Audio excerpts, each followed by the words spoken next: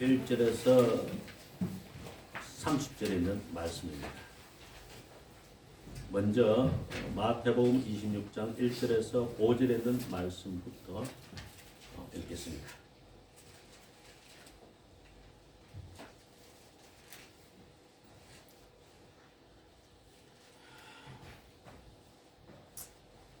예수께서 이 말씀을 다 마치시고 제자들에게 이르시되 너희가 아는 바와 같이 이틀이 지나면 유월절이라 인자가 십자가에 못 박히기 위하여 팔리리라 하시더라.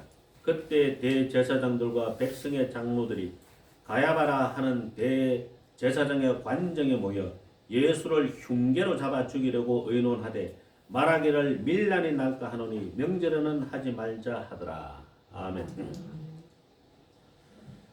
예수님께서 유월절이라 하는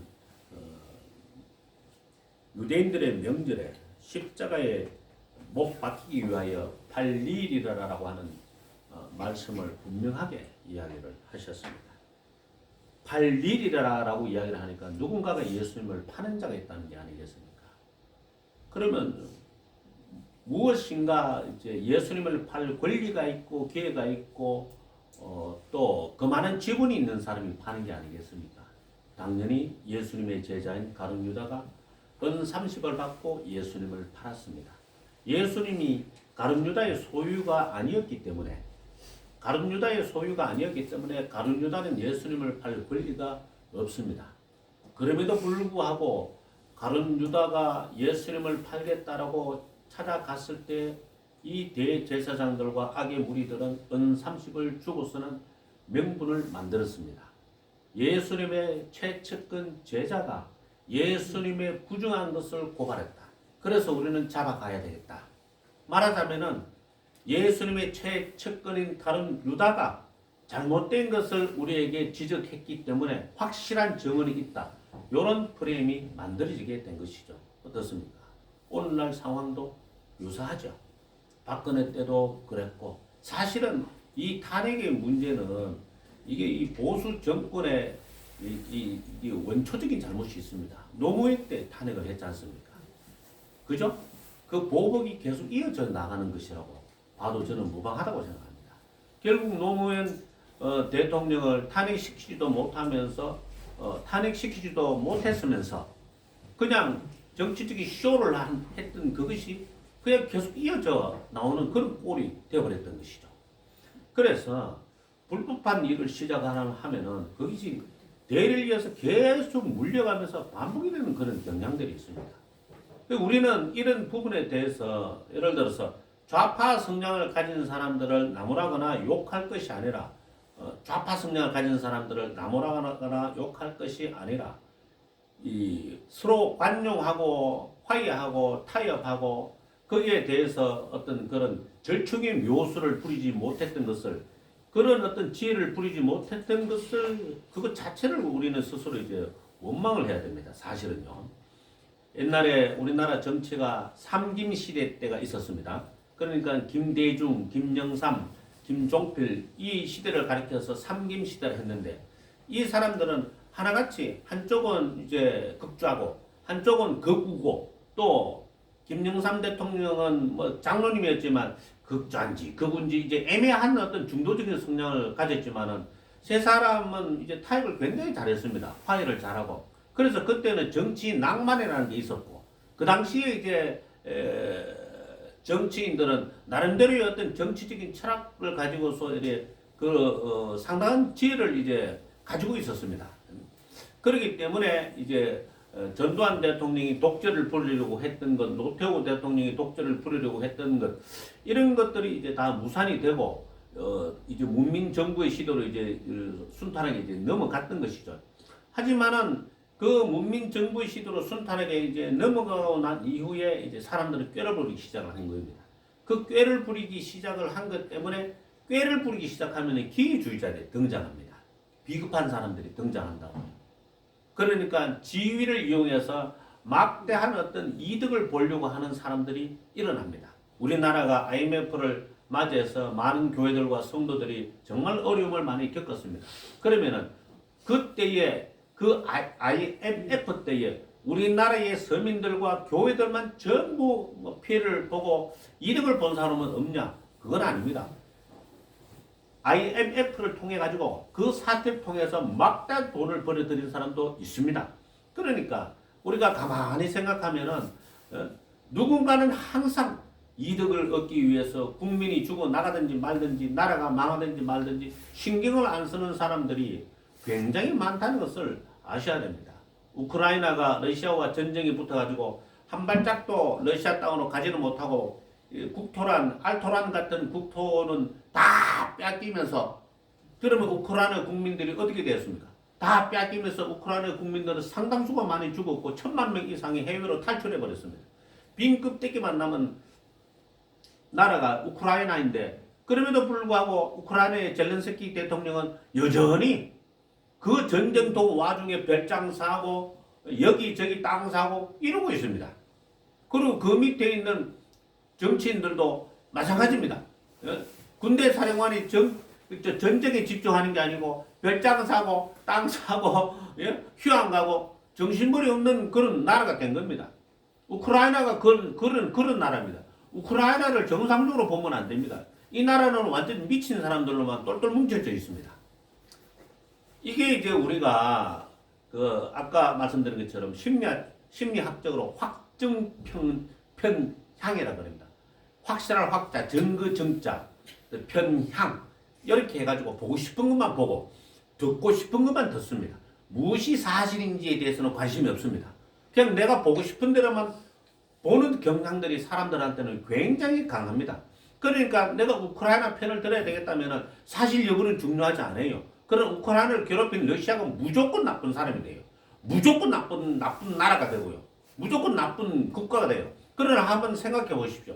저기 제가 뒤에 세계 지도를 걸어놨는데 저 어마어마하게 넓은 러시아 땅 구퉁이에 그냥 우크라이나 조그만하게 붙었는데 뭘 그게 거기 탐이 나가지고 우크라이나 땅으로 쳐들어가겠습니까? 러시아가. 이유가 다 있는 것이죠. 근데 그 이유에 대해서는 대부분의 일반 국민들은 깊이 있게 고려하지를 않는 겁니다.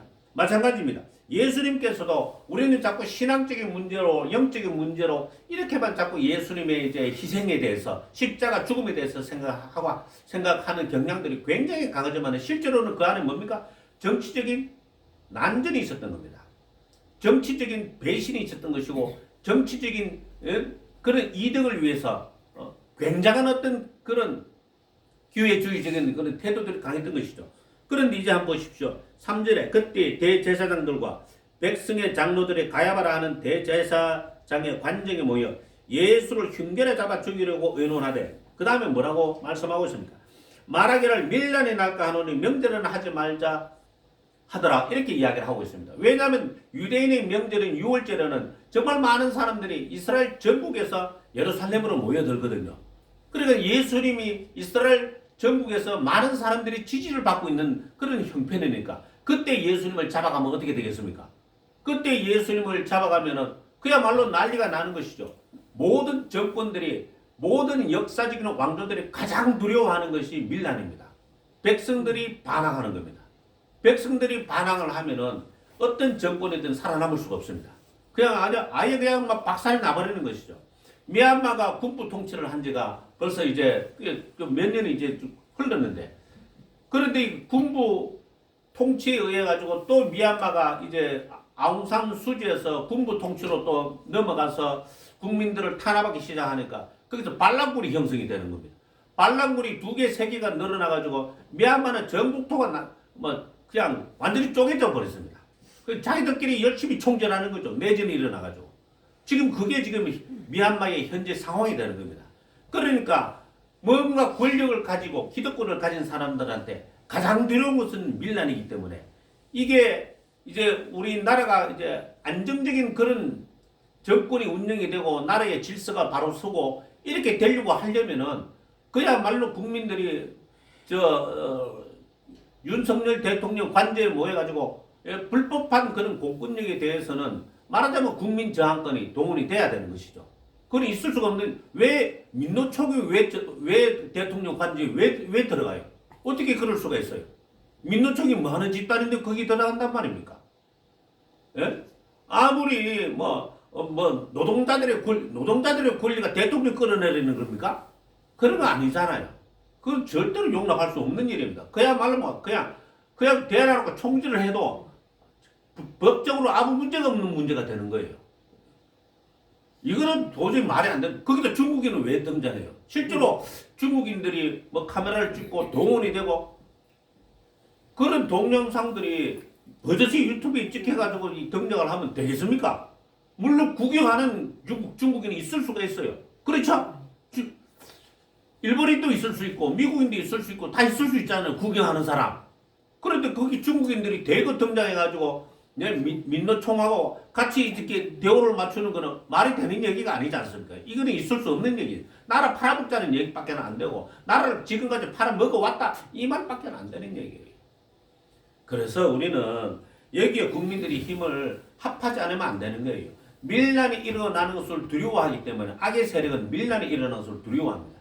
그렇기 때문에 국민들이 힘을 합하는 게 정상이고 지금 사람들이 모여가지고 저 행동을 하는 것에 대해서 우리는 어떤 비판도 가할 수가 없습니다. 사실은요.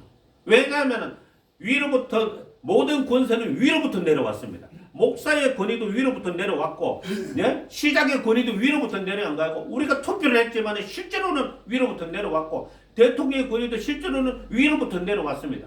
그러면은 만일에 뭐 군대 국방부 장관이든 뭐 지금은 감옥에 가 있지만 국방부 차관이든 아니면 무슨 뭐 특전사 사령관이든 뭐 수방사 사령관이든 누구든 간에 또 경찰청장이든 차장이든 누구든 간에 그 사람이 대통령 밑에 있는 관리라면은 대통령의 명령에 무조건 따라야 되는 겁니다. 무조건 따라야 돼요. 그게 공무원의 역할인 겁니다. 그런데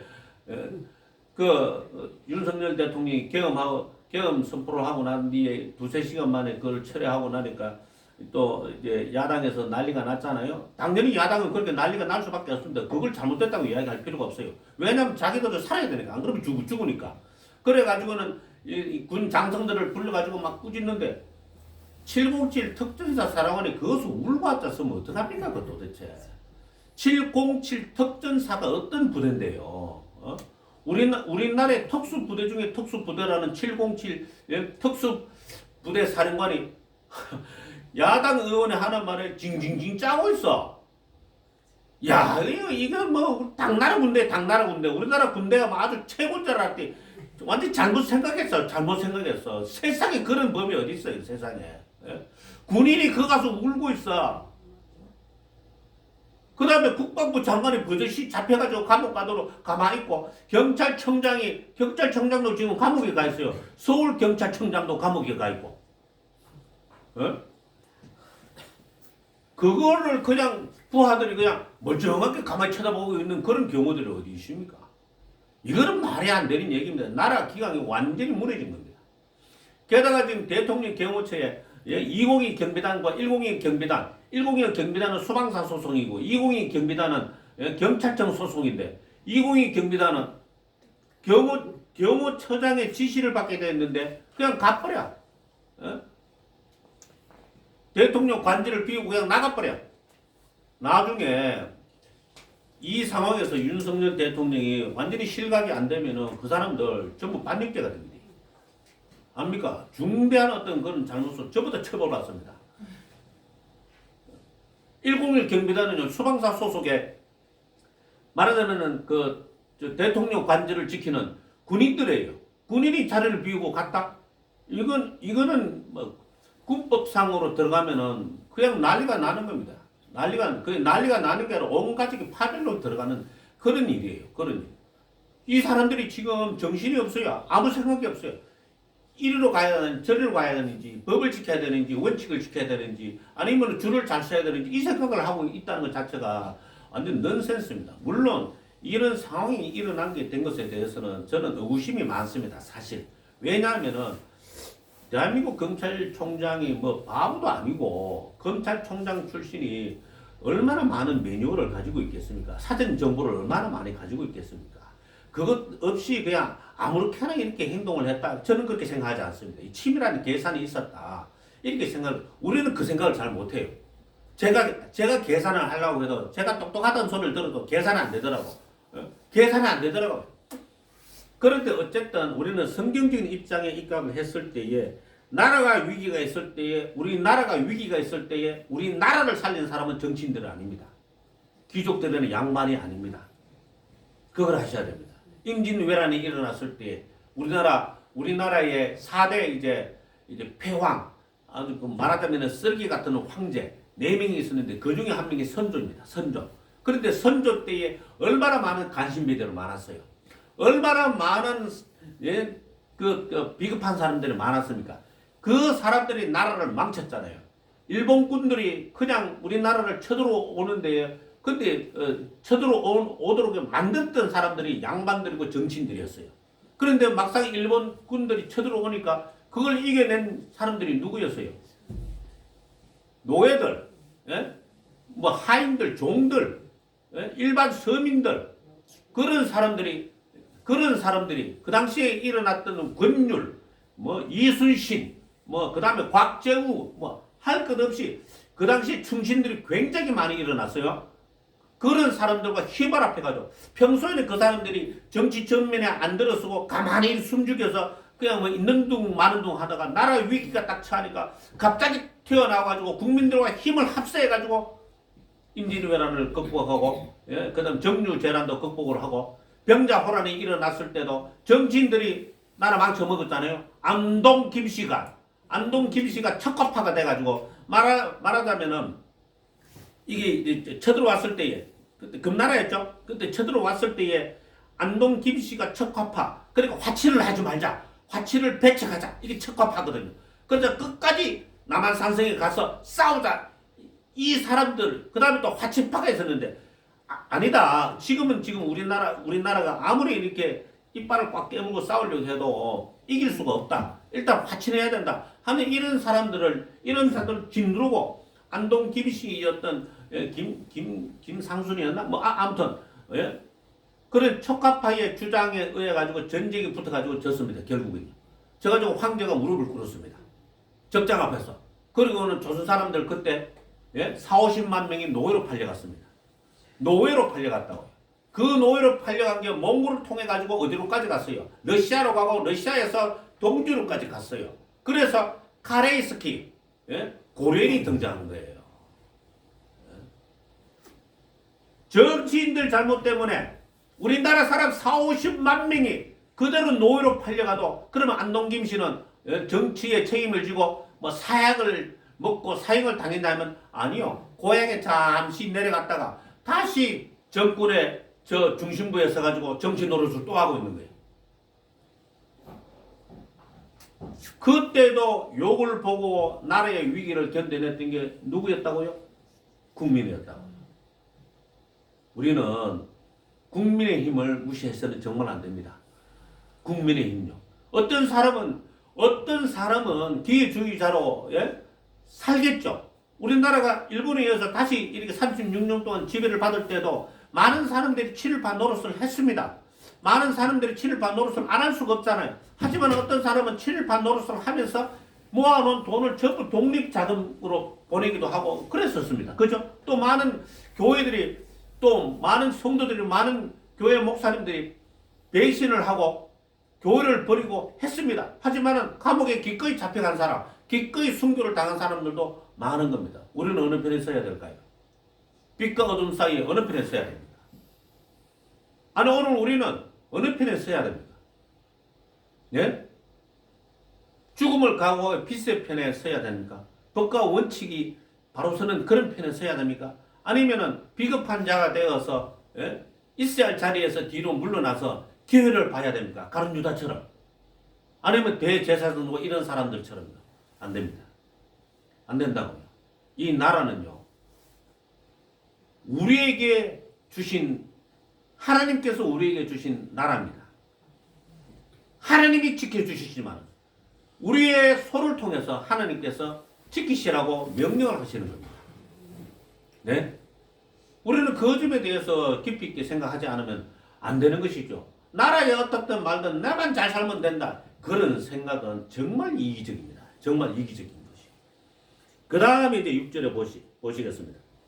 예수께서 베다니 나병 환자 시몬의 집에 계실 때 한 여자가 매우 귀한 향유 한 옥합을 가지고 나와서 식사하시는 예수의 머리에 부으니 제자들이 보고 분기하여 이르되 무슨 의도로 이것을 흡의하느냐 이것을 비싼 값에 팔아 가난한 자들에게 줄 수 있었겠도다 하거늘 예수께서 아시고 그들에게 이르시되 너희가 어찌하여 이 여자를 괴롭게 하느냐 그가 내게 좋은 일을 하였느니라 가난한 자들은 항상 너희와 함께 있거니와 나는 항상 함께 있지 아니하리라 이 여자가 내 몸에 이 향유를 부은 것은 내 장례를 위하여 함이니라 내가 진실로 너희에게 이르노니 원천하에 어디서든지 이 복음이 전파되는 곳에서는 이 여자가 행한 일도 말하여 그를 기억하리라 하시니라. 이 본문에서 우리가 깊이 생각해야 될 게 있죠. 예수님의 머리에 향유를 부은 사건이 3번 등장을 하는데 신학자에 따라서 최소 이 3번 등장하는 것 중에 동일 인물이 하나가 있을 가능성이 있고 그러면은 2사건이 되는 거죠. 그죠? 또 어떤 사람은 3사건은 다 다르다라고 이야기하는 사람이 있습니다. 그럼 우리는 3사건을 봅시다. 최초에 누군가는 했겠죠. 나머지 또 2사람도 따라서 했겠죠. 누군가 했구나. 아 그럼 나도 하자. 에? 나도 예수님을 사랑하는 마음으로 내가 기껏 애써서 모았던 이 300데나리온에 되는 향유를 예수님의 머리에 붓고 나의 사랑을 그분에게 드리자. 이렇게 생각을 했겠죠. 그런데 이제 한번 생각해 보십시오. 300데나리온이 작은 돈은 아닙니다. 노동자 하루 일당이 1데나리온을 300일 동안 쓰지 않고 모아야 되는 돈이라고 칩시다. 그런데 그 300데나리온으로 수천 년 동안 2000년이 넘는 세월 동안에 그냥 2000년을 칩시다. 2000년 동안에 전 세계 사람들에게 이 사람의 행적이 나타내어지는 것은 그보다 더 큰 영예가 어디 있습니까? 그보다 더 큰 명예가 어디 있어요? 교회 100개 지어보세요. 성경 기록되나 안 되나? 기록 안 돼요.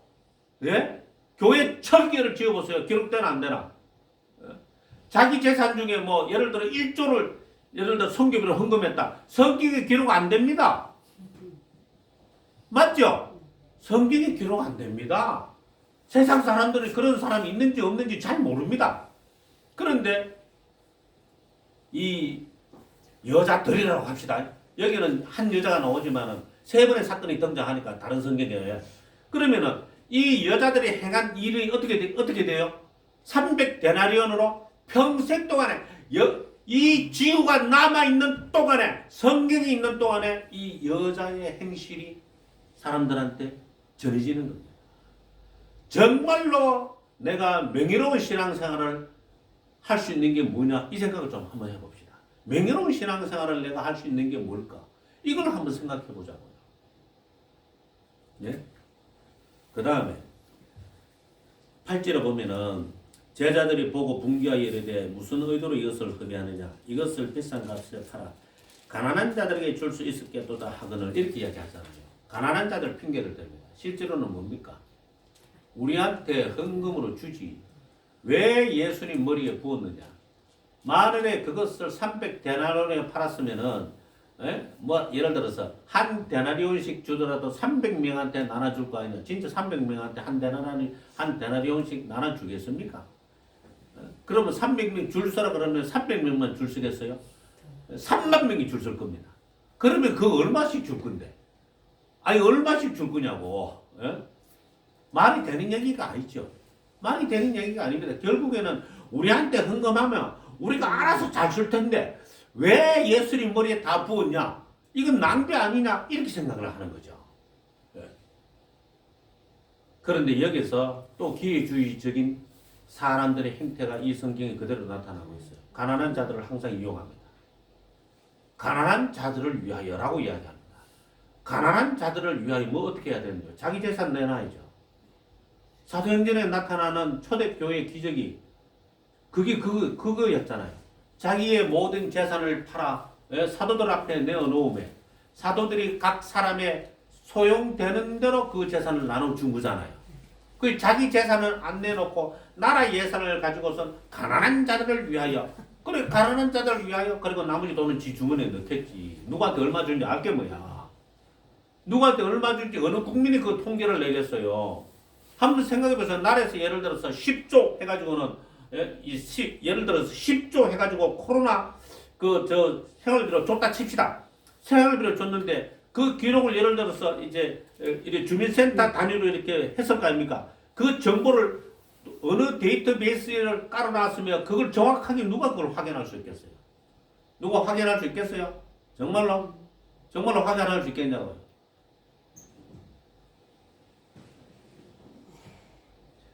그래서 가난한 자들을 위하여라는 말은 할 필요가 없습니다. 왜냐하면 예수님께서 뭐라고 말씀하셨어요? 11절 가난한 자들을 항상 너희와 함께 있거니와 나는 항상 함께 있지 아니하리라. 여기서 잘 자세히 보세요. 가난한 자들은 항상 너희와 함께 있거니와 라고 이야기를 하셨습니다. 그러면 신명기서로 돌아가면 가난한 자들을 우리에게 주신 까닭은 뭡니까? 가난한 자들이 우리 가운데 있습니다. 그럼 성경에는 가난한 자들이 우리 가운데 있는 이유가 뭐라고 말씀을 하셨습니까? 너희가 여호와의 말씀에 순종하나 아니하나 두고 보려고 가난한 자들을 너희 가운데 두었노라. 이렇게 말씀하셨어요. 가난한 자들을 우리 가운데 두신 이유는 우리가 하나님의 말씀에 순종하나 안 하나 그것을 두고 보기 위해서 가난한 자들을 두셨다고 그렇게 이야기를 하고 있는 거예요. 믿음 이야기하면서 말씀에 순종 이야기하면서 가난한 자들을 외면한다? 제가 뭐라고 이야기를 해야 됩니까? 도대체 뭐라고 이야기를 해야 되냐고요. 여러분. 예? 뭐라고 이야기를 해야 됩니까? 믿음 이야기하고 믿음은 말씀에 순종하는 거라고 이야기하면서 늘 가난한 자들은 외면해요. 그리고는 남의 돈으로 가난한 자들을 도와주려는 생각을 자꾸 가지고 있어요. 왜 남의 돈으로 가난한 자들 도와줘? 남의 돈으로 가난한 자들 도와주는 건 자기한테 의미가 없어. 자기 돈으로 도와줘야 되는 거지. 그러지 않겠어요?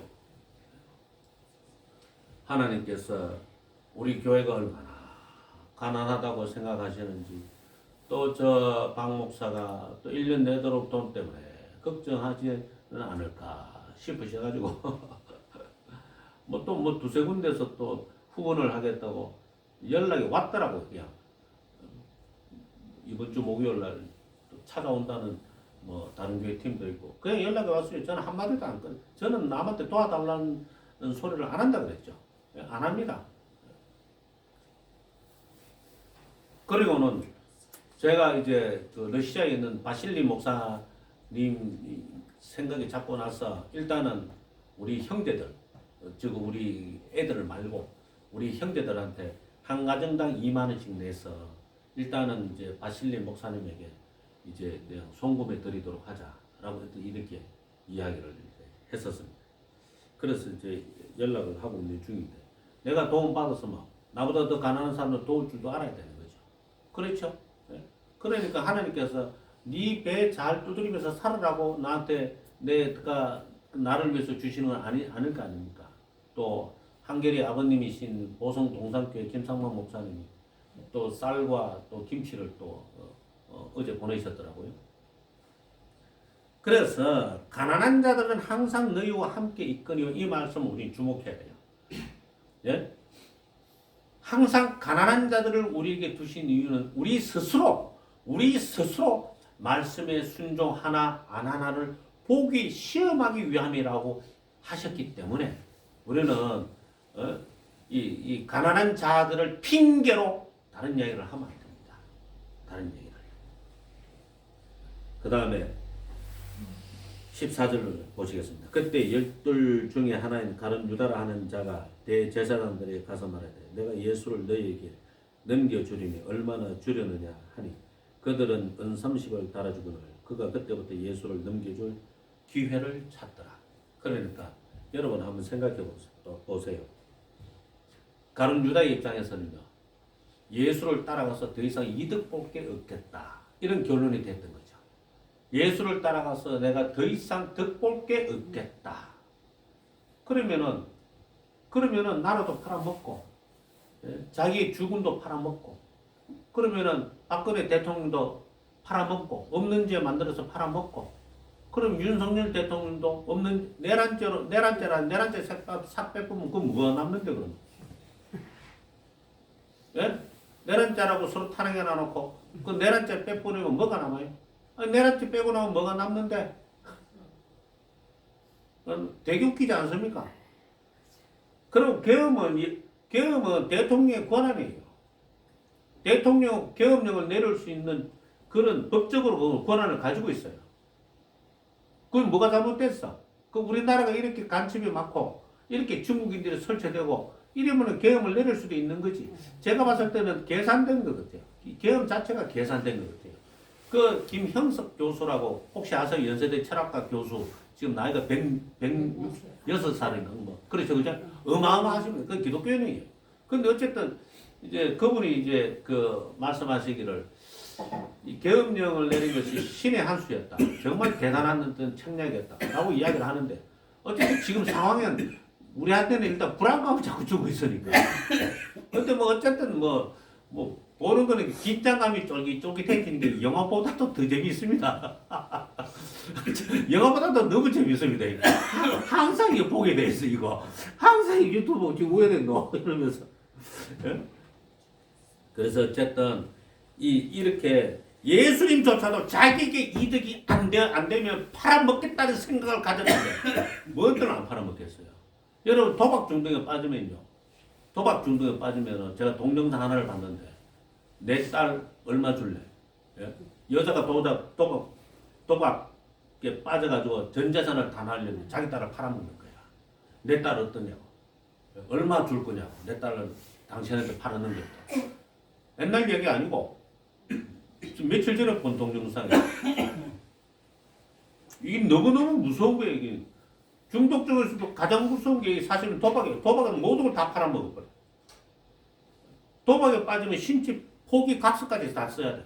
자기 신체도 팔아먹어. 보통 일이 아니지. 보통 일이 아니지. 그래서 이제 우리가 예수님이 나한테 이득이 되느냐 안 되느냐를 따지는 것은 믿음이 아닙니다. 그걸 가리켜 기복적이라 그러죠. 세상의 복을 구하기 위하여서 예수를 믿는 그런 행동은 안 됩니다. 그거는 자기의 영혼을 망치는 겁니다. 그래서 여러분 생각은 어떻습니까? 결론적으로 말씀드리겠습니다. 여러분, 믿는다라는 영어 단어가 세 가지가 있습니다. 믿는다라는 영어 단어가 첫째는 believe입니다. believer. 이 believer는 그냥 일반적으로 믿는다는 거예요. 일반적으로 믿는다. 하늘이 있는 걸 믿는다. 뭐 바다가 있는 걸 믿는다. 저 산이 아름다운 것을 믿는다. 이런 식이에요. 그러니까 보다라는 영어가 있잖아요. 보다라는 영어가 SEEC 해서 보여지는 것. 그 다음에 look at 해가지고 주목해서 보는 것. 여러분들이 지금 설교 시간에 저를 주목해서 보잖아요. 예? 뭐 그게 look at 아니면 stare at 뭐 노래보다 뭐 이렇게 주목해서 보는 게 이제 그런 뜻이고 C는 그냥 눈에 보이는 거죠. 그냥 보이는 거. 그래서 believe라는 단어가 이제 그런 단어하고 이제 비슷한 거예요. 예? 또 듣는다라는 단어도 hear도 있지만은 이것도 주목해서 이제 들을 때는 뭐 attention이나 뭐 이런 여러 가지로 쓰는 영어가 다르게 있단 말입니다. 그러면 이제 그거 말고 믿는다는 단어 중에 believe 말고 그 다음에 등장하는 단어가 faith라는 단어가 있어요. 충성되다는 뜻이죠. 충성하다, 충성되다는 뜻으로 faith라는 게 있어요. 여러분 생각은 어때요? 마지막으로는 믿는다는 단어가 잠언 1장 2장에 근거해서 trust, 의지하다는 단어가 있어요. 여러분 생각에는 도대체 믿는다는 단어를 영어로 번역을 하면 어떤 단어를 쓰는 것이 적당하다고 생각하세요? believe? 아니면은 faith? 아니면은 trust? 어떻습니까? 캐나다의 토론토에 있었던 더 피플 처치에 이제 작고하신 지 별시하신 지 오래되셨죠. 별시하신 지 오래되셨던 오제이 스미스 목사님은 믿는다라는 그 의미에 대해서 정확하게 트러스트가 믿는다라는 의미이다. 그러므로 우리가 예수님을 믿는다라 할 때 얼마만큼 우리가 예수님을 하나님을 의지하느냐, 얼마만큼 하나님 뭐지 이 나라의 운명을 내가 하나님께 의지하느냐 아니면 내 힘으로 해결하고 하느냐. 내 힘으로 해결하고 할 때는 그 페이스가 되겠죠. 돌기가 앞으로 이게 될 테니까요. 그게 아니고 주여 이 나라를 구원해 주옵소서라고 할 때는 하나님께 의지하게 되는 거겠죠. 내 인생에 대해서도 나의 자녀들에 대해서도 역시 마찬가지가 되겠죠. 예? 그죠? 그렇습니다. 그래서 이제 우리는 정말 예수님을 믿는다는 게 무엇일까라고 이렇게 생각을 할 때 이 가룟유다처럼 나한테 이득이 되느냐 안 되느냐라 하는 것으로 하는 것으로 가지 않으려고 하려면은 저는 페이스보다는 트러스트의 믿음을 가지는 것이 옳다고 생각합니다. 나의 삶을 전적으로 하나님 앞에 의지하는 것. 매 순간순간을 의지하는 것. 실패해도 다시 일어나고 넘어져도 다시 일어나고 항상 하나님 앞에 나의 판단을 보류하고 하나님 어떻게 하오리까? 라고 하나님 앞에 모든 것 자체를 하나님께 맡겨드리는 다윗의 신앙처럼 우리가 그런 신앙을 가지는 것이 합당하다 생각합니다. 기도드리겠습니다. 사랑이 많으시고 자비로우신 아버지 하나님 감사함을 드립니다. 큰 은혜를 베풀어 주셔서 이 말씀 가운데 있게 해주셔서 감사합니다.